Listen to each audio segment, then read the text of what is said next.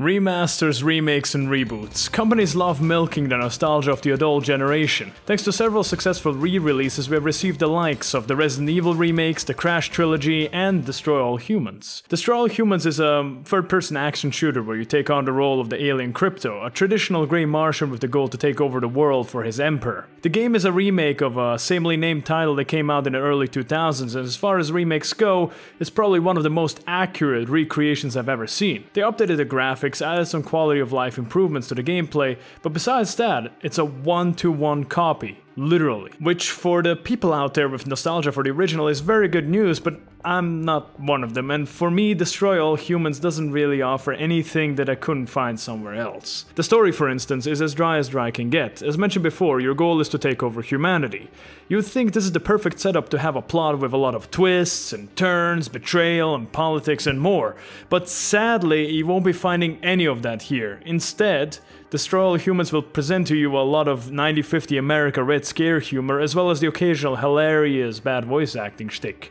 It's tearing me apart! It's good fun, but the same jokes can only get you so far. My German teacher said at one point that to make a story, you should imagine a mouse. It starts off low, builds up high, and ends quickly. The story of Destroy All Humans is roadkill. Starts off with a goal and ends sooner than it can actually present anything interesting. As for the gameplay, it follows a very similar rule.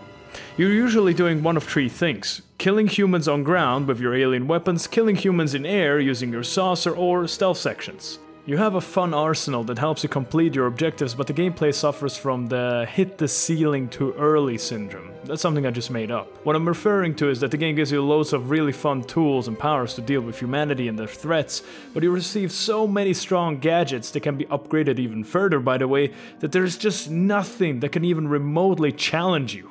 The worst humanity can throw at you are the killer robots, which can be easily destroyed even using your worst equipment. I enjoyed flying around with my jetpack while picking up random objects using telekinesis and harvesting brains, but just as the jokes, this can only last you for a while. As for the saucer, well, if you thought on-ground Crypto was overpowered, then the saucer will need you to come up with a new word that describes a level beyond it. When within the UFO, you're stuck traversing the fairly small hub areas of Destroy All Humans on a two-dimensional plane, always facing downwards.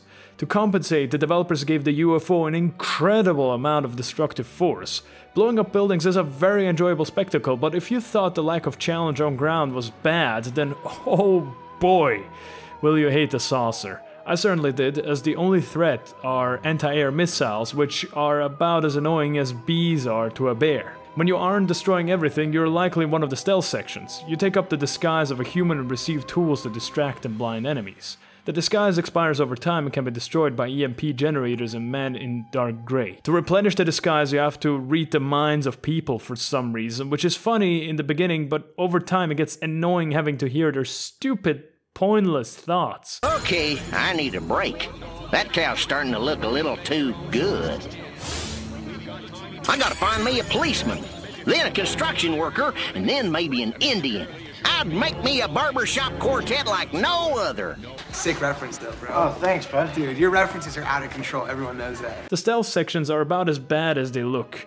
They didn't age well at all, even by early 2000s standards. You pick up a disguise, read thoughts, and deal with the potential threats at a distance. It doesn't go further than that. It gives a necessary break from all of the action, but it doesn't seem to serve any other purpose. They are the opposite of enjoyable. It feels like shoved-in filler content by the developers as they couldn't think of any better way of handling it. But really, it just breaks the pacing and completely robs what was actually fun about the game. Imagine if you were playing Doom and suddenly the game tells the Doom guy that he has to complete this level via stealth. Screw that! That's everything Destroy All Humans has to offer. It lasts for about 8 to 10 hours, and if you're going for the 100% completion, a few more. The 100% completion involves backtracking into completed levels for collectibles and small irrelevant challenges to reward you with currency for the upgrade store. If you're into mini games, it's good stuff, but I'm more of a guy that likes doing them when they are in the way instead of backtracking into older sections for them. To conclude, Destroy All Humans is an excellent recreation of what it was based on, which makes it a fantastic title for people with nostalgia. It's a comical power fantasy which makes it really fun if you're into pure destruction. But I can't recommend it to anyone who doesn't have nostalgia for the original, as there are better games in the same category out there. Check out all of Saints Row, GTA, and hell, maybe even Red Faction Guerrilla. Why spend $30 on a title that lasts about 10 hours and forces you into crappy stealth sections when you can just buy Saints Row 4 for half the price, while it offers better writing, better character, a better world, and so much more? I could run this comparison with so many other games out there. It just completely shatters whatever reason I could come up with to even purchase Destroy All Humans. I regret having spent the $30 on it. Please, think twice before you make the same mistake.